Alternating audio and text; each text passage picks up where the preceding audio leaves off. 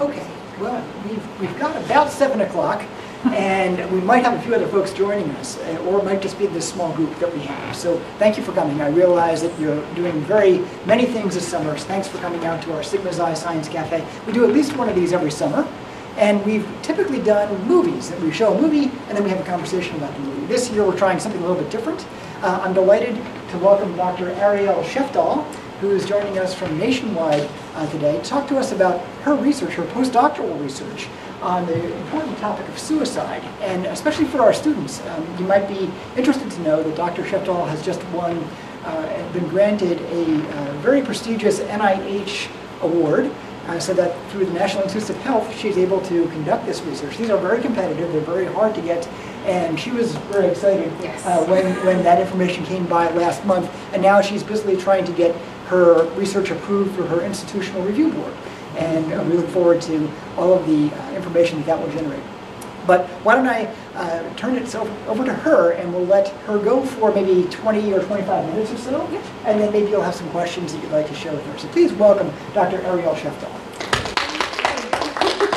Thank you all for having me.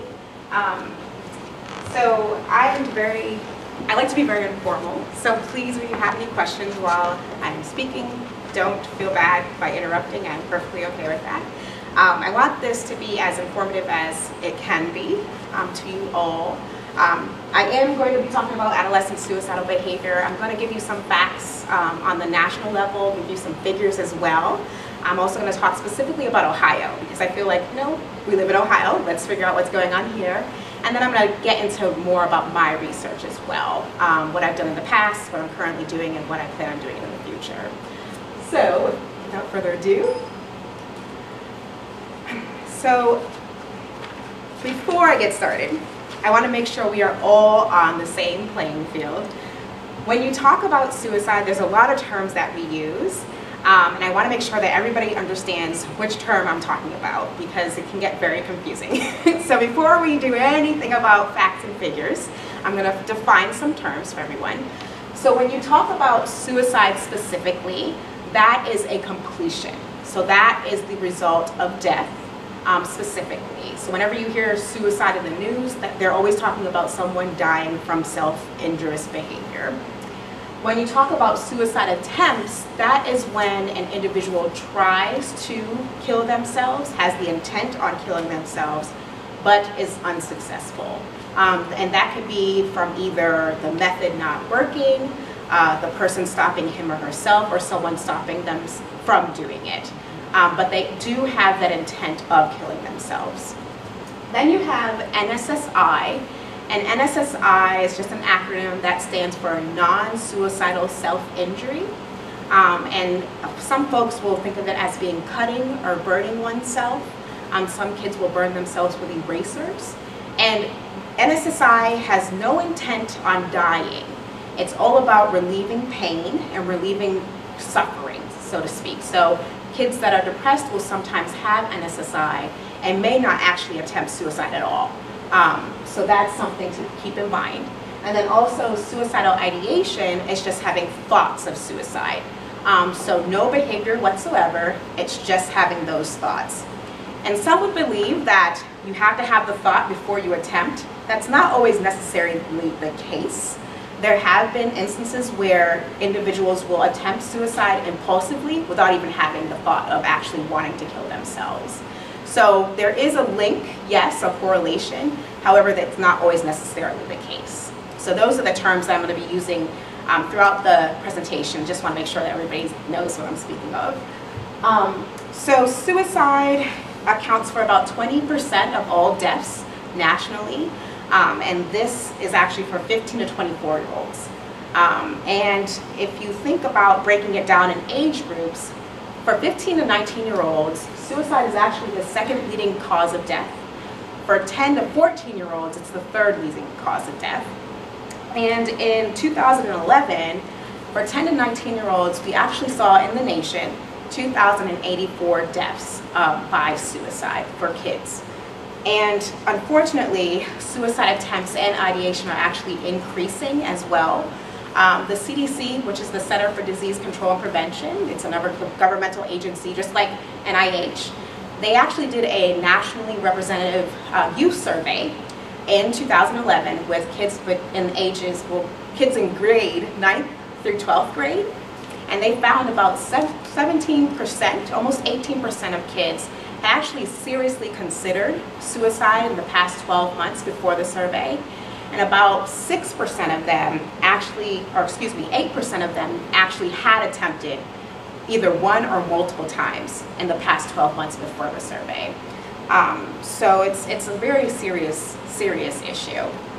And there have been a number of studies that look at risk factors associated with adolescent suicide.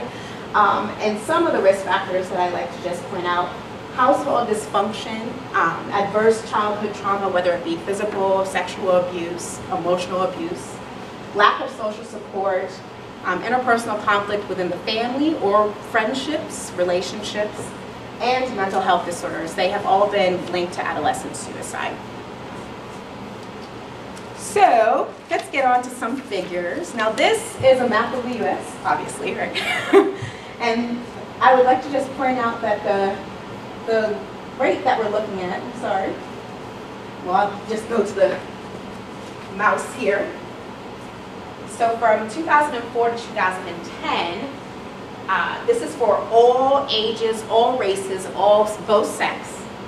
There was a rate of suicide at 11.4 per 100,000. So when you see rates, they're always actually per 100,000 because they like to standardize things across rates, across states so that you can compare them. So per 100,000 is the way that we look at rates for diseases and disorders. And for the United States, again, the rate was 11.38. And if you look at just specific states, New Jersey had the lowest state rate at 6.7 per 100,000. Alaska had the highest rate at 21.8 per 100,000. And then Ohio is right there smack in the middle, so to speak, at 11.4 per 100,000. And we're the 16th state when it comes to rates for all ages. And then so this is all ages, right? Now let's look at it for adolescents. So when we speak of children and adolescents, we use the age group of 10 to 19 years old.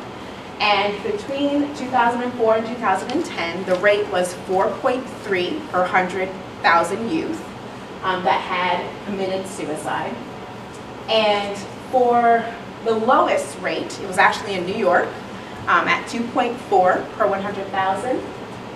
For Ohio, we are actually at 5.1 if you round it up. So we're a lot higher than the national rate when it comes to kids that have completed suicide between 10 and 19 years old.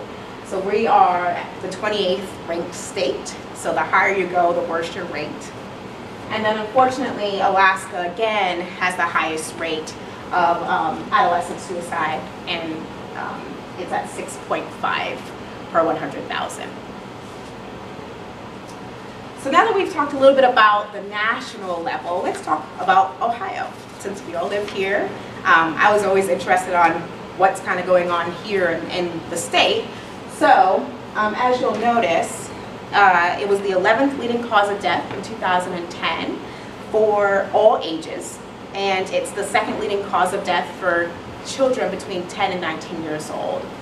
And in 2010, more than twice as many Ohioans died by suicide versus homicide. So in 2010, we had 1,439 suicide deaths compared to about 569 homicide deaths. And then when you look at the data in the county level, you will see that Ohio specifically has higher rates, so the darker the color, the higher the rate, in the southern and eastern half of the state. And again, our rate is about 11.4 per 100,000 for all ages between 2004 and 2010. When you look at Muskingum County, because we're here, right, in Muskingum County, unfortunately, we have a very high rate here. It's 19.7 per 100,000. In Franklin County, where I'm located, it's 10.8 per 100,000. The county that has the highest rate is actually Adams County, and their rate is at 35.1. And the lowest county is Warren, which is 6.1. And again, this is for all ages specifically. When we look at adolescents or children between 10 and 19 years old, for the same ages, for the same years, we notice that the rate is 5.1 per 100,000 youth. And you'll notice that there's a lot of states that have these X's through them. Those are represented, they just didn't report their rates. So of all the counties in Ohio, 63 of them actually reported the rates of suicide for this specific age group. And that could be for a number of reasons why they haven't reported them. They could not have had a death of a child between that age. It could be a very unstable rate, or something wasn't reported right, or they're not really sure if it was a suicide versus some type of other type of death. So they just did not report those specific rates. And you'll notice that the northern part of the counties that have reported are the ones that have the highest rates of suicide. So again, for Franklin County, we're at 4.1 per 100,000 youth. And then the county that has the lowest rate is Fulton County, and they are at 3.9 per 1,000 youth. And then the county that has the highest is Seneca County at 7.7 per 100,000 youth. And there's a lot of ways that you can break this data down. And there's multiple programs that you can get this information from. CDC is very good about putting out a lot of reports, and then you can actually go into their system and pull down data that you want, specifically by age, by race, and this is just by sex specifically. And what you'll notice is that suicide among males is roughly 3 times higher in the US when compared to females, as well as in Ohio. So the rate for male suicide in Ohio is about 8.8 per 100,000 men. And when you compare that to the US, it's actually 7.5. And then when you look at females, the rate for Ohio is about 3.0. And then when you compare that to the US, it's about 2.2 for the US. So Ohio has higher rates when you break it down by sex. And again, males have a higher rate of suicide completion versus females. And then when you look at mechanism, you'll notice that in Ohio specifically, for the younger group, we notice that a lot of the deaths are occurring by suffocation and hanging. And then also, the second largest group is from firearms. With older individuals in Ohio, it's mostly by firearms. That's probably pretty, I would say, the same across the nation as well. So in 2012, the Columbus Dispatch came out with an article that talked about how youth suicide had increased drastically from 2011 to 2012. They had indicated that it was the most drastic increase that they've seen in over 6 years. And that when you combined the last 5 years of how many deaths actually occurred for youth, it equaled the amount of deaths that were seen in 2012. So obviously this is a very big problem, not only in the state, but nationwide. And that's really why I've dedicated my research and my life, honestly, to kind of figure out ways that we can prevent this problem from occurring. So now, I'm going to talk a little bit about my past research, what I've done. And my primary interest is in prevention.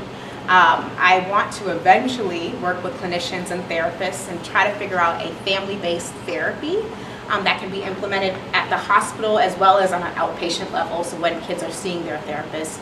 So I feel like it's not just a kid problem. I think that it's great that we can treat the kid, and I think it's very important that a child gets care, but I also feel like the environment that surrounds them plays a big role too. That's why I feel that family is really important. So in the past, when I did my PhD at OSU, when you get your PhD, you have to do a dissertation, which is like basically running your own research project. It's so much fun, and it lasts forever, but it's a great experience. And for me, I really want to focus on protective factors. A lot of work has been done on risk factors, but not much on protective factors. So my main protective factor that I wanted to look at was attachment security.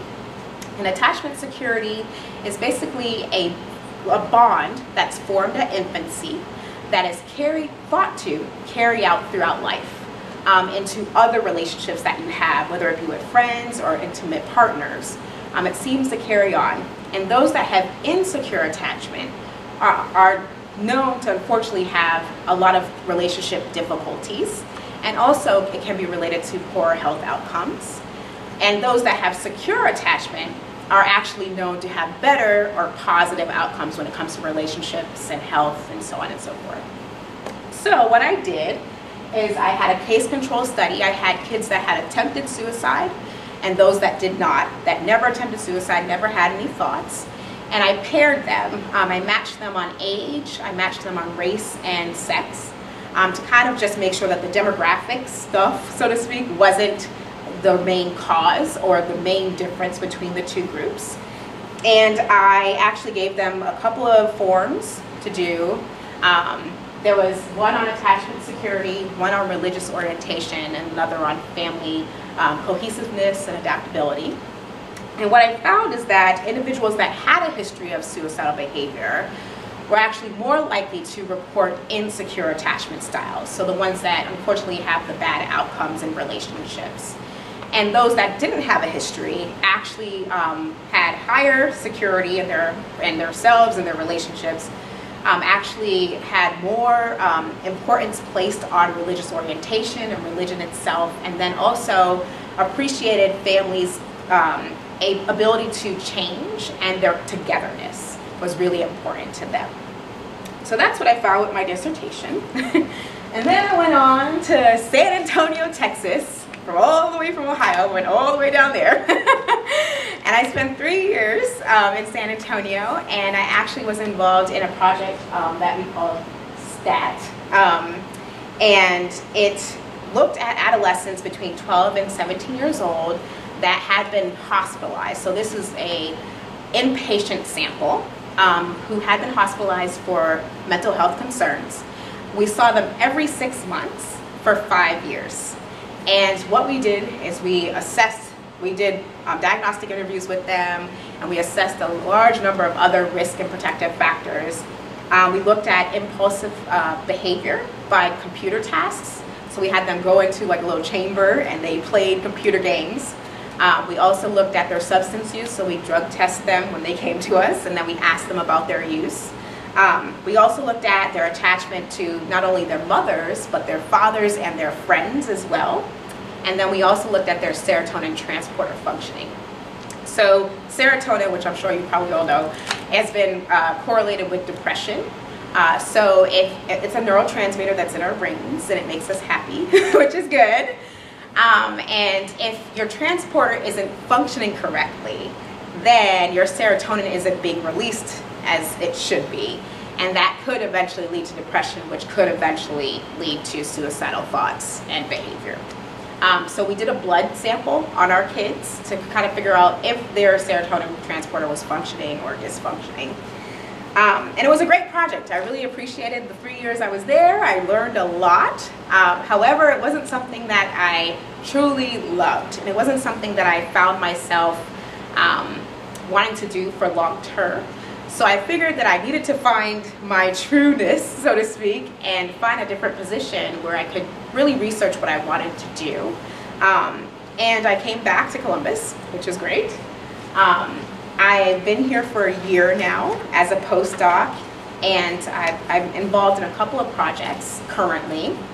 The first project that I am involved in is called BRAINS.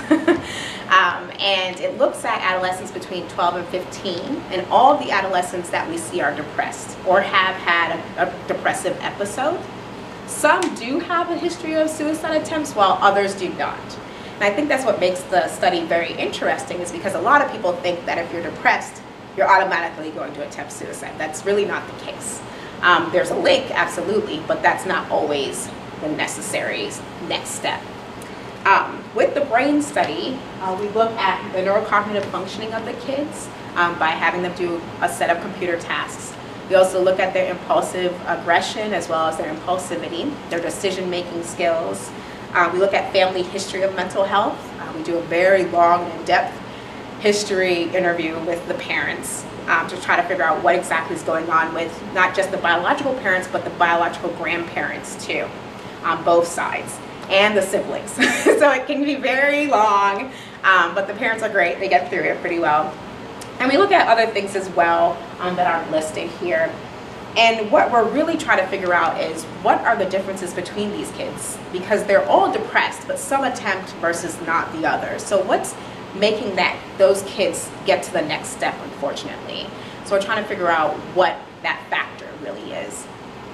Another study that I'm involved in, which is funny because it has like the same acronyms, so STAT-ED, is a emergency department interventional study. And this study is actually looking at usual care versus case management.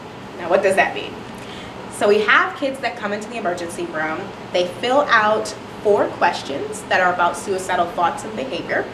And they are asked if they answer yes, if they'd like to participate in a research study called STAT-ED. And if they don't want to, that's perfectly fine. We'll still get them the services that they need. So they see a social worker, and the social worker determines if they need hospitalization or if they need just a referral to a therapist and makes that call.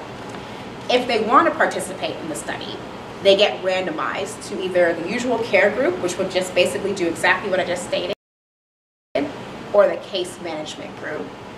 The case management group gets a little bit more hands-on attention. So the social worker comes in, she does a motivational interview with the family, which is basically trying to encourage them to get services for their child. And then they link them automatically with a provider in the emergency room. So they send over a referral for them and they set up the appointment for them. And then the day after their emergency visit, they give them a call to basically check in, see how they're doing. And then the day before their appointment with the therapist, they call them again, make sure that they're reminding them of their therapy appointment. And then the day after, they call them again to make sure that everything went well with the therapy. Are there any barriers that you see will be coming up in the future for you guys to be staying in therapy, and so on and so forth. So more hands-on with the case management group. And what we're trying to see is, between the groups, who is more willing to enter into treatment, and actually who's more interested in following through.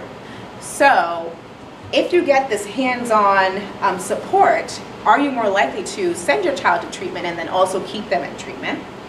And are they more likely to have a decrease in their suicidal thoughts and behaviors?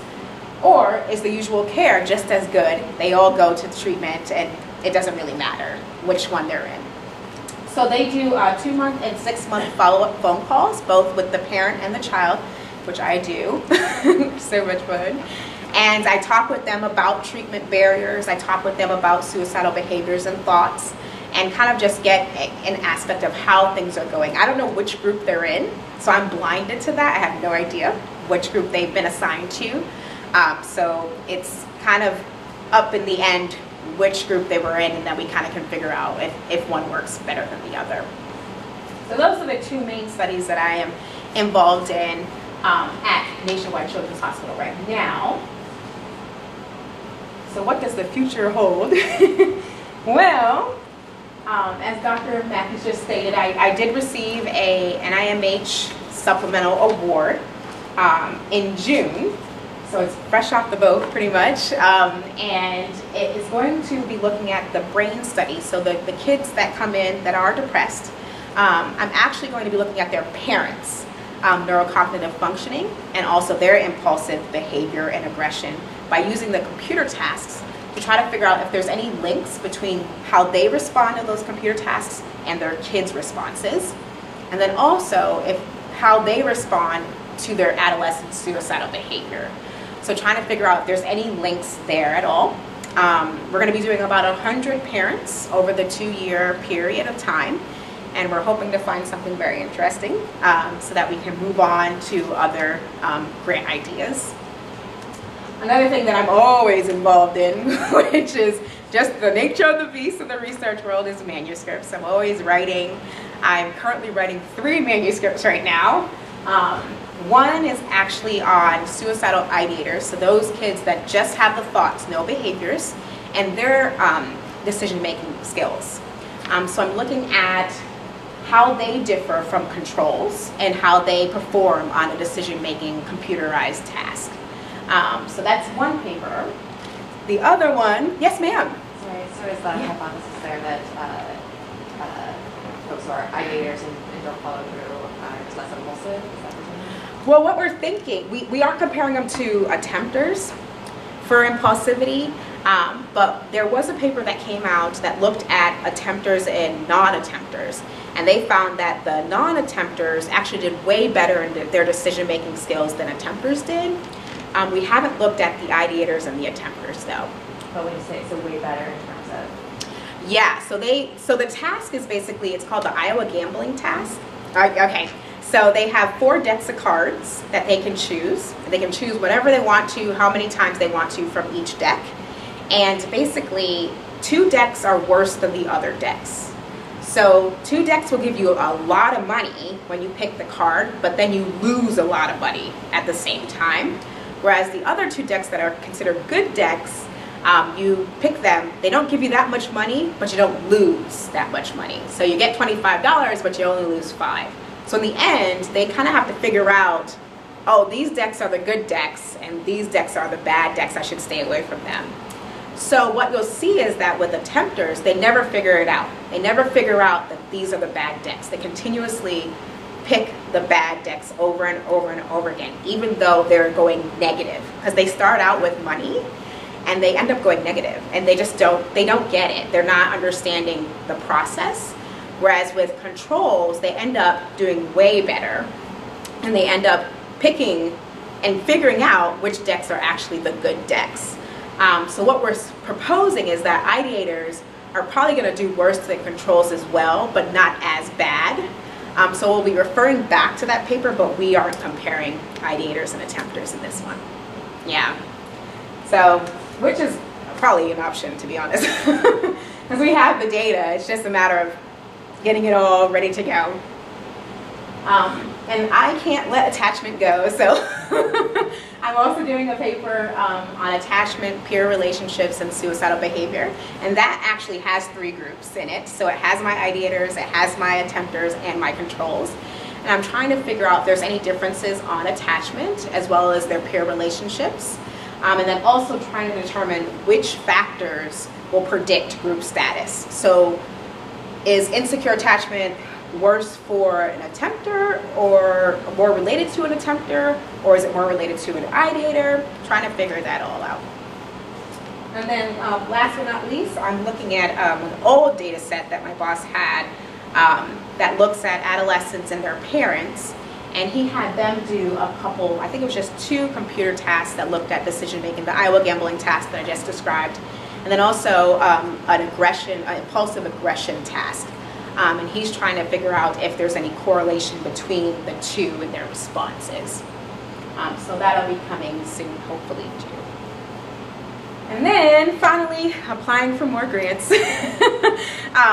That, again, is the nature of the beast in the research world. So in June 2015, you always have to think a year ahead when it comes to research. I plan on actually applying for a career development grant through the NIMH. It's a K award is what they call it. And they give you a small pot of money to do a really small study that kind of gets you started. And then they also support training throughout the grant. So it's a 4-year grant, and you have to have a very extensive training plan and a very extensive mentorship team that's going to train you throughout the 4 years. You have to detail it. Very specific. They want to know all the ins and outs. What are you going to be doing on November 15th, 2015? They want to know all that detail in a big, large table because they want to know what you're doing, and they want to make sure that they are giving you this money to make sure that you will be competitive in the end for larger grants that they hope you will apply for in the future. So that's what I plan on doing next year. So until then, I'll be working on all this other fun stuff.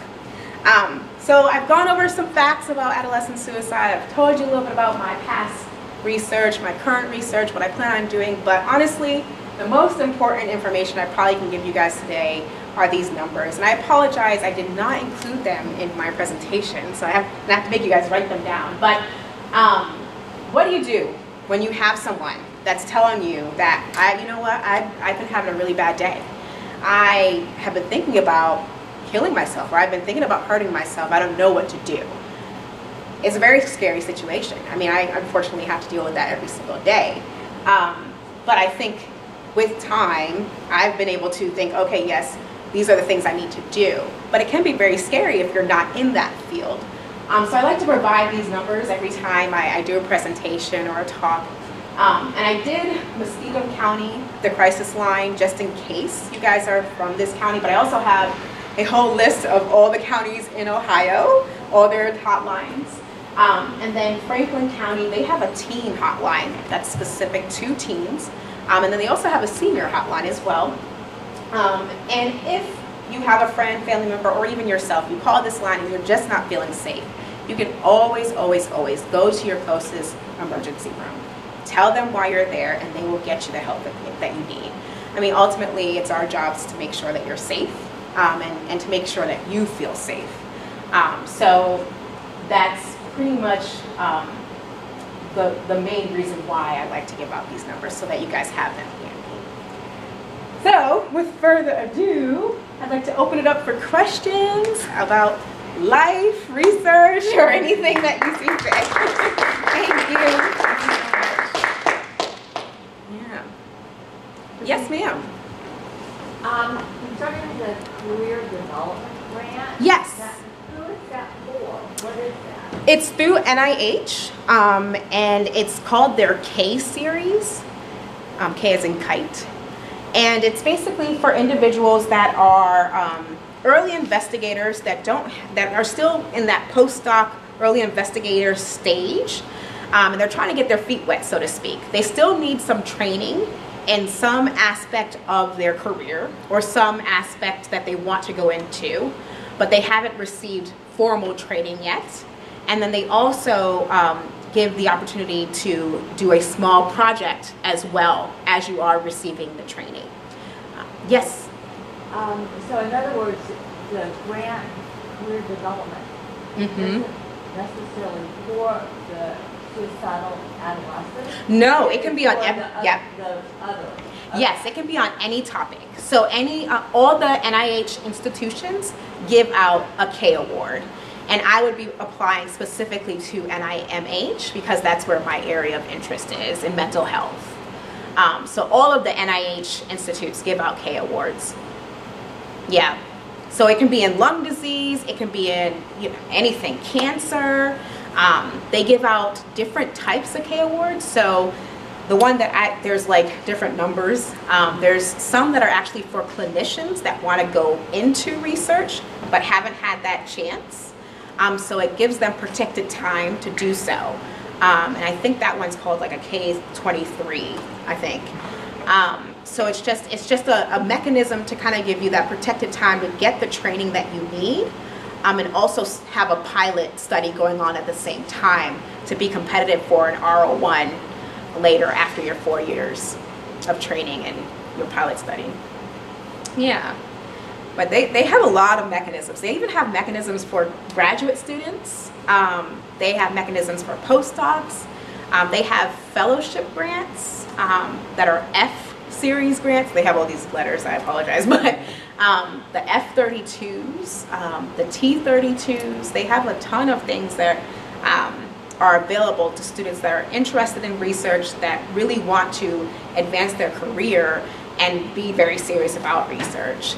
So you can always go to their website and look at grants, and it really breaks it down onto what is what, who's eligible for what, and you can always call them too. That sounds really scary. Like I was not looking forward to calling the NIMH and telling them about my idea, but they actually are really nice, to be honest.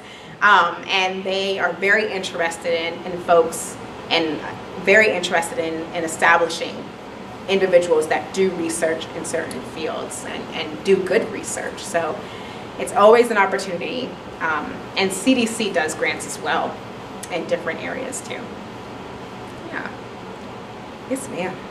You have a question? I do. Yay!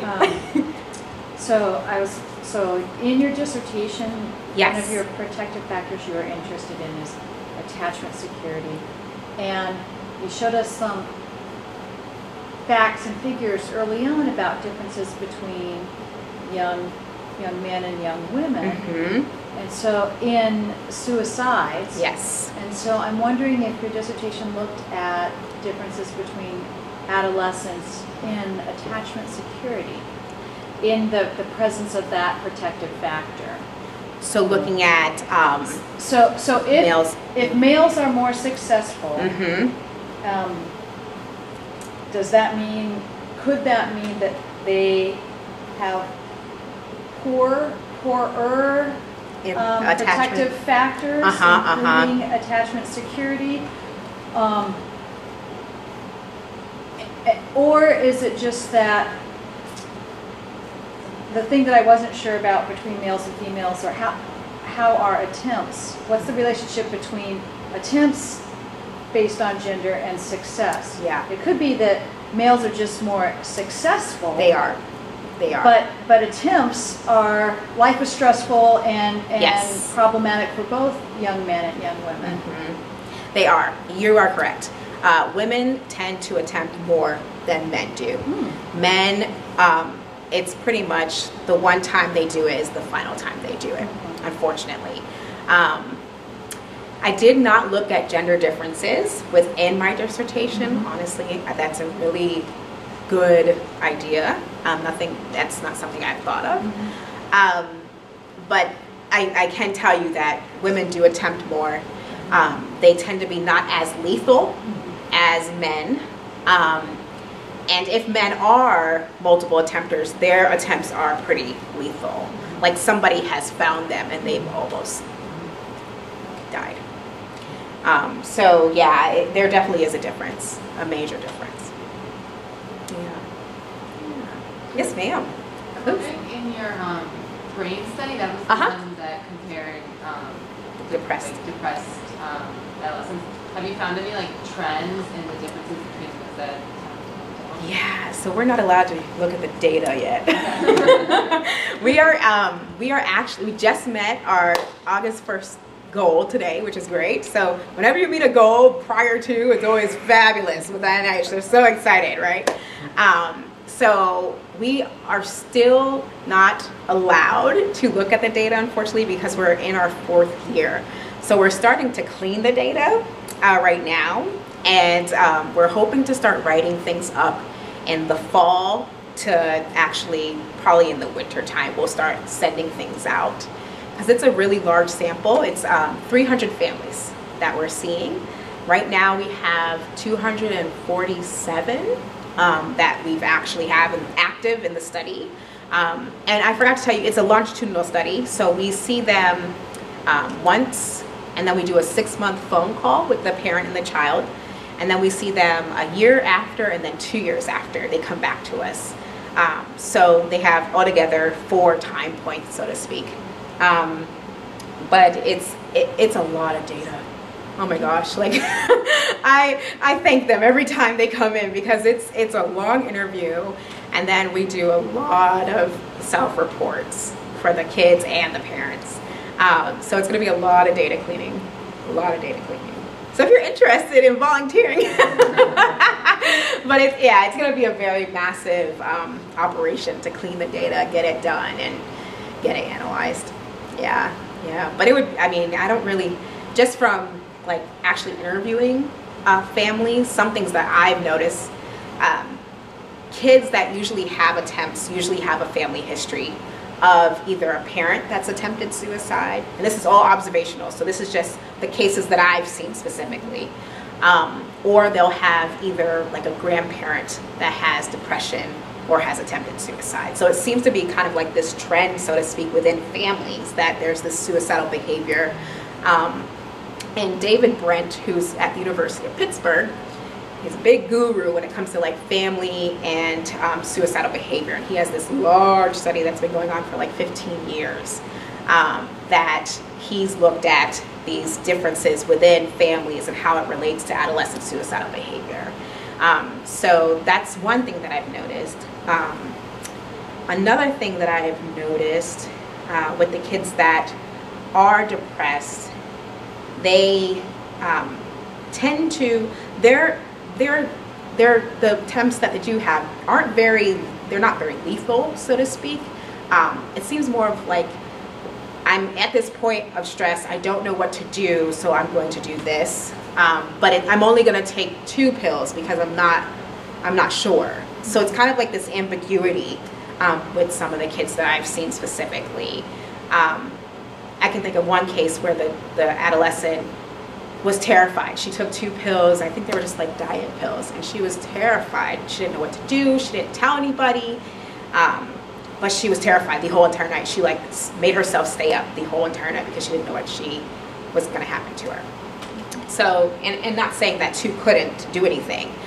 Thank God it didn't. But a lot of times, unfortunately, kids don't tell their parents that they attempt suicide or they have attempted suicide. So you kind of have to find out, unfortunately, through other sources. But yeah, there is a lot of trauma associated with suicidal behavior in adolescents too. A lot of the kids that we see, unfortunately, have experienced trauma, whether it be sexual abuse, physical abuse, both men and women. So that's also been a trend that I've seen as well. Yeah. So, but I can't think. Yes? One other question.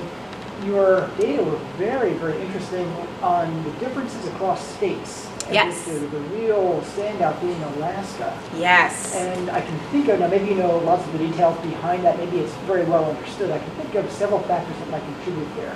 I believe Alaska has a pretty large gender imbalance demographic. Yes. Many more men are there. So, and men have the higher rate. Okay, so you can imagine that when you have that gender skew, so goes the suicide. Yes, I that's don't know true. if that would be enough to account for that large variation, but it's a step in that direction. Absolutely. Yeah.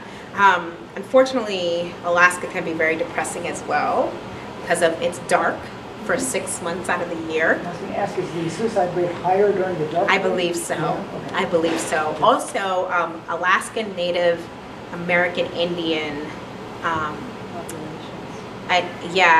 are majority in Alaska, obviously, Alaskan Natives, and they have the highest rate of suicide amongst all races. Okay. So that's why the rate is so high. Okay. They've been doing a lot of work with Native American populations on the eastern coast of the United States to try to help kids to understand that it's okay to have feelings that you're feeling down. Because I think a lot of, with that specific population and culture, having feelings of feeling down is frowned upon and not accepted. And you'll see that also in the Hispanic culture as well, where the machismo, so to speak, feature of the culture, where it's not okay to show how you're feeling, and it gets worse and worse and worse, and unfortunately it can lead to suicidal behavior. So I think that they've been trying to work on the reservation specifically with the leaders on trying to express that it's okay to have feelings of, depression. It's okay to have thoughts, but you need to tell somebody. So I think they've been working really, really hard on that because it is the highest race, unfortunately, that does complete. Yeah.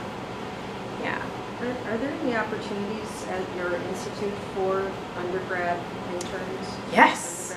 We have a whole office dedicated to training undergraduates and graduate students. The majority of the research that we do, I will tell you honestly, is bench work, and that's fine.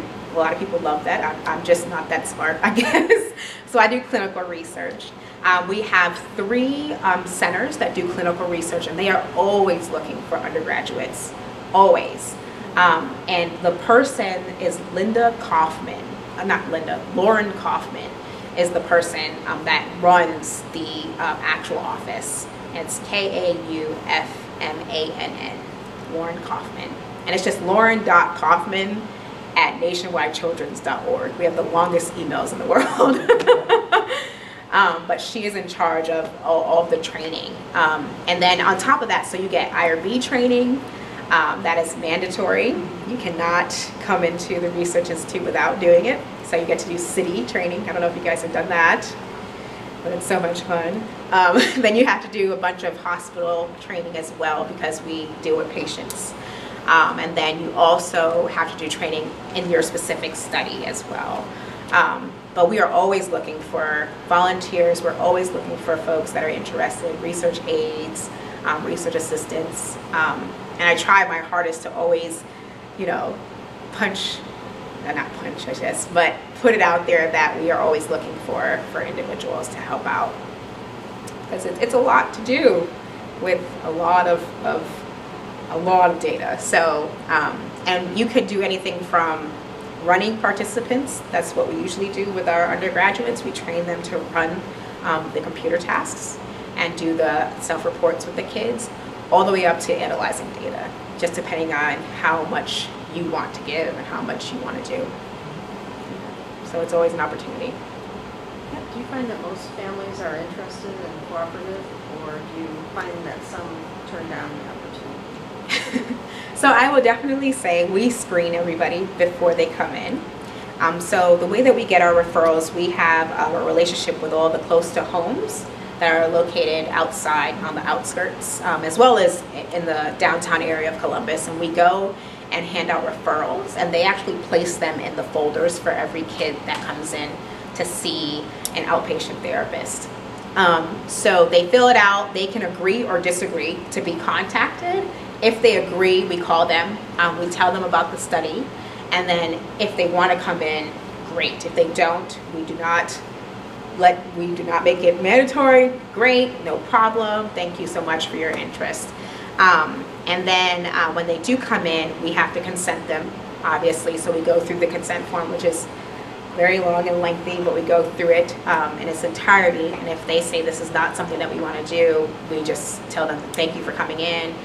We give them compensation for coming, obviously, because they came and spent the time to do so. But we've been very lucky, honestly, that we've had a really good turnout. However, there have been some cases during the consent process where families have become very irate. And unfortunately, we've had to get security involved, and it's gotten bad. But that's only like 1 out of the 247 that we've seen. So yes, there's going to be those cases, but they're very, very, very far and few between. Yeah. Yes, ma'am. So I have a bunch of questions. No, that's fine. So one, just a really easy background question for my own satisfaction, but the sample of the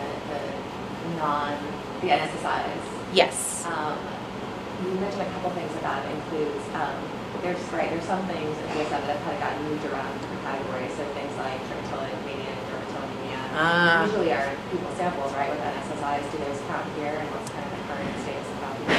And what are those? So things like, sorry. So the folks who are doing some kind of self-injurious behavior but non-suicidal, she said it doesn't always coordinate. And there's things like skin picking and hair pulling diseases, which have been put in different categories in the DSM. Yes. For a while, they were in this funny category with impulsive behaviors like starting fires and lying. Yes. There's a lot of different theories about them, but they're often included in those big samples. Yes, they are. There are a number of kids, unfortunately, that we have that will pick. They pick, and it's definitely NSSI. I would classify it NSSI. But again, they have the other disorder as well, so it's kind of hard to piece it all together, honestly. So that NSSI category is just really heterogeneous. It's very heterogeneous. It could be anything from cutting to picking to burning to anything. Anything that's causing self-injury to oneself without the intent of wanting to die. So what of, I mean, I guess I've never quite understood how that's assessed. So a lot of it, I mean, sometimes it does correlate, right? So some self-injurious behaviors do correlate very well. Yes. With bigger. Well, I think, so there's a theory, unfortunately, I could give you this theory. So it's the interpersonal theory of suicide by Thomas Joyner. So he has a couple of categories within this theory, and one of them is the acquired capability for suicide. And what he states is that the more experiences you have with non-suicidal self-injury and traumatic experiences, the higher your pain tolerance becomes. And the more likely you are to engage in more self-injurious behavior that could potentially lead to a suicide attempt. I think non-suicidal self-injury is very scary. When I see kids that are cutting themselves and burning themselves, it scares me specifically, because I know that that theory exists, and I know that there is a correlation.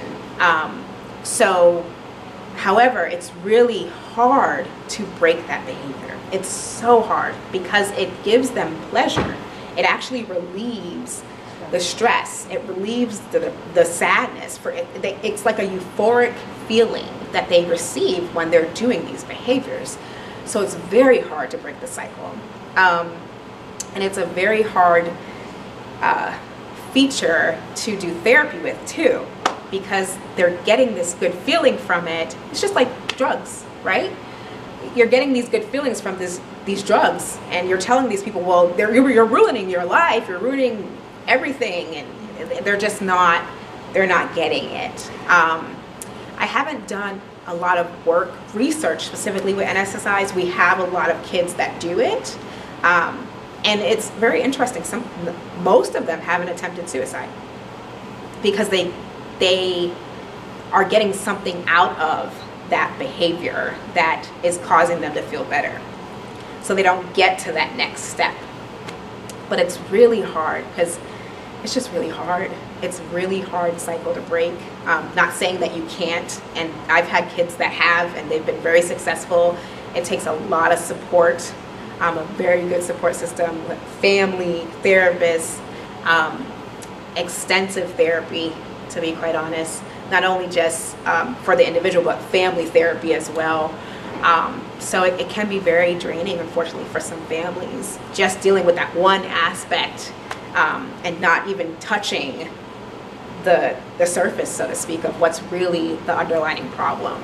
So you kind of have to deal with one, and then you can kind of get under and deal with the other, but you got to get that first thing under control, which is really hard to do. It really is. Yeah. Yes, ma'am. What kind of success do you have with family therapy? I don't do family therapy myself. I'm not a clinician. Yeah, so there are a number of family therapies out there. Unfortunately, I hate to say it, but therapy isn't very successful. When you look at cognitive behavioral therapy specifically, it's not that great when you look at depression and suicidal behavior. It just doesn't have a good... I realize that, that's why. Yeah. There are a number of attachment-based family therapies out there. Guy Diamond is actually someone that just was honored by the American Foundation of Suicide Prevention just recently.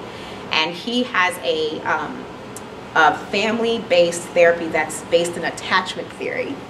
And which is great. I mean, he stole my idea, but it's okay.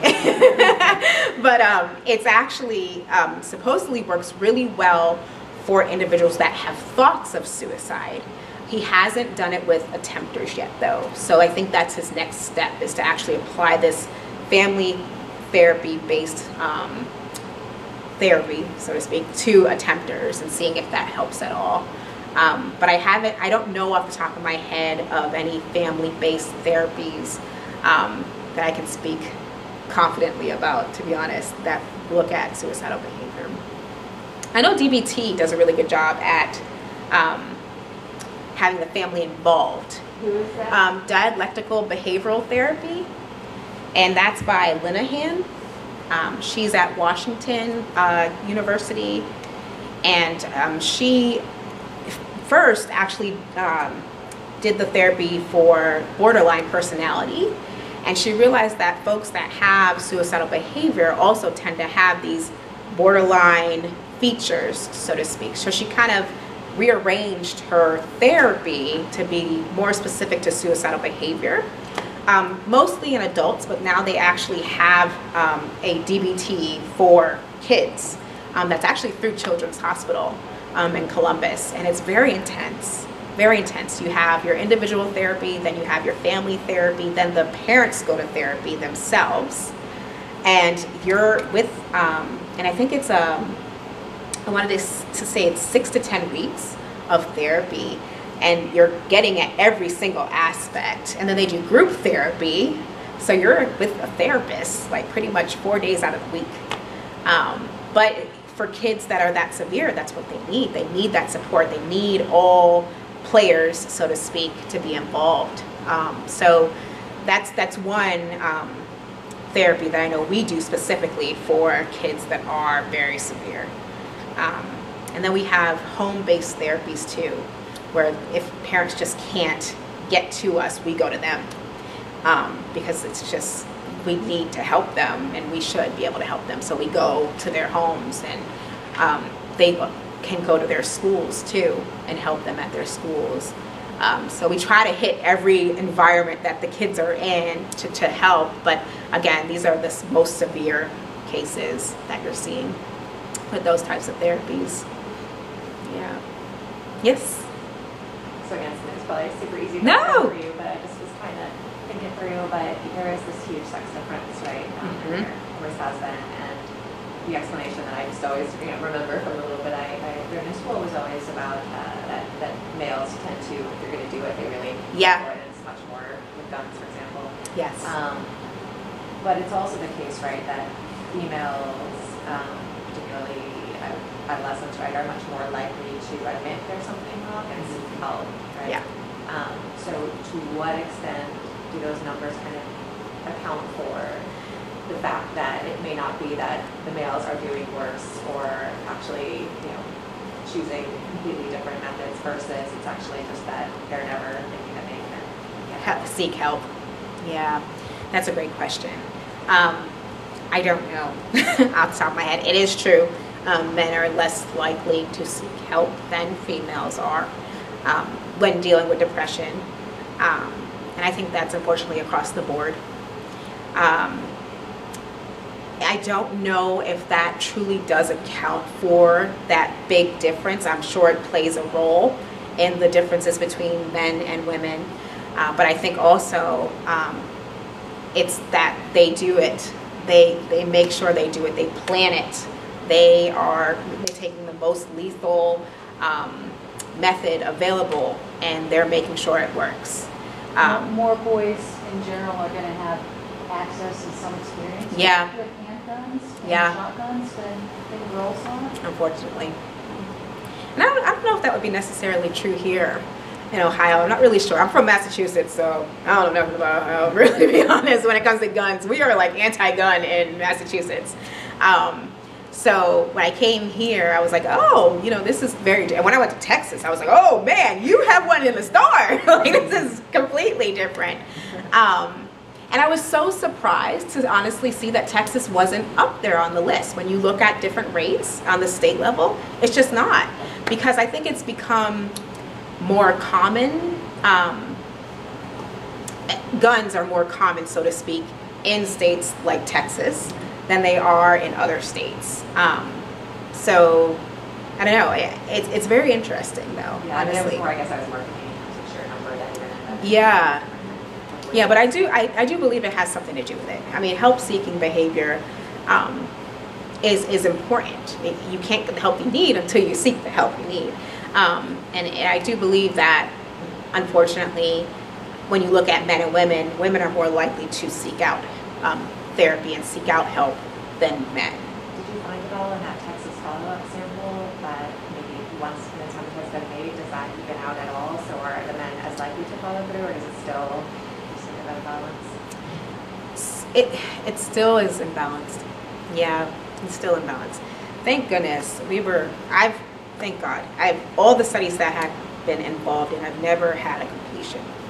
Thank God. I think that would be very hard to deal with. Unfortunately, I've had multiple attempters, which is not a good feeling. You know, you don't want to have somebody that's in your research study that's attempting multiple times.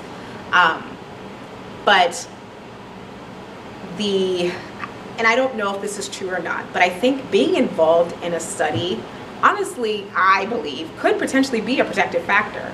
Because if you're suicidal, I'm going to let somebody know against your will. And I'm telling you up front that I'm going to do that. So I'm going to get you the help you need right then and there. And I'm not going to just let you go home. And there's ways that we ask questions that I think they know, honestly, that if I answer this way, she's going to get me the help I need. I think they really do, because they know that it's the same questions I ask them every single time I see them. So they know. I really truly believe that if they really need the help and I'm asking someone, okay, have you had this thought in the past month? Or they're going to answer, yeah, I have. And then we're going to get them the help that they need right then and there. So I truly do believe, like, even though research isn't shown to be a protective factor, I really do believe that it's one of those things where if you've got a kid that needs help, you can help them right then and there. So, but yeah. Yes, ma'am. When I was in high school and in college and then kind of going along in life, one thing I hear in the media is that suicides occur in clusters. Yep. So if your local high school has had one suicide, it seems like within the next 6 months, there will be 2 or 3 more. Yes. But I don't actually know if that's true. Unfortunately. If that pattern is true, or whether that's a pattern that the media just likes to pick up. Yeah. Because why bother to report one suicide? It's much more exciting when you can report a cluster. Yeah. And so the oneers don't really get covered by the media. And so I'm wondering, yeah. Yeah, it's pretty sad. Like, media can either be great or really harmful. And they do a really bad job at portraying suicide. It's kind of like almost in a sick way, they kind of make it cool. Glamorous. And, yeah, and it's not cool. Like, having a child die at 10 years old is not cool. And I think they sometimes, the way that they want to sell papers, they want to sell whatever they're selling, right? So they try to make it as glamorous and wonderful as possible, but it's really, I think they miss the point. I think, unfortunately, yes, that's true. That Clusters, pattern does exist. We saw it this year, actually. I think it was at Pickerington High School. There was one child that completed suicide, and then I think a week later, another one did. I hate to say it, but I feel like it gives them encouragement, so to speak, to do it because somebody else did it, which is not good. But yeah, it does. It happens. It happens, unfortunately. It really does. Yeah. And you wonder if that's part of a larger behavioral pattern. People will tell you that if you want to lose weight, and a lot of your family and friends are losing weight, it's easier. If you want to give up smoking, a lot of your friends and family have given up smoking. You can do it. Yeah. And it was a very unfortunate variation on that theme. It is. It really is. Yeah, it really is. It's pretty sad. Yeah. Yeah, if one person does it, then it maybe gives you the oomph to do it yourself. Are there gender differences in attachment? I don't know. I would assume so. I hate to say that, but I would assume so. Boys are less well attached than girls. I would assume so, yes. Yeah. So Really? men are, yeah. Not your boy. Well, it's just that I'm a parent I am too. of boys. Me too. And I have a brother, and I would say my brother is more strongly attached, at least to my mother, than I am. Yeah. Well, I think if you think about attachment, it's not so much the attachment to an individual. It's more about how you deal with relationships as a whole. So you have to think of it that way. Okay. Yeah. Okay, that's what I guess I didn't understand when you were defining it. Yeah. It's more about how you look at relationships. Do you think relationships are helpful, hurtful?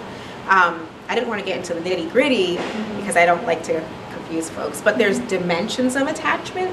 So there's one dimension which is known as avoidance. and more men are avoidant than women. They tend to think that relationships aren't really necessary for whatever. They kind of do what they need to do with the relationship, and then they kind of get out. And not saying women can't be that way either. They can be.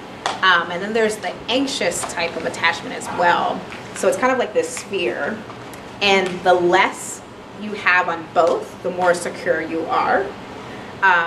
Anxious attachment tends to be like the needy folks. I hate to call it that, but they're very needy, need to be on you, need to be around you. They need relationships to define themselves.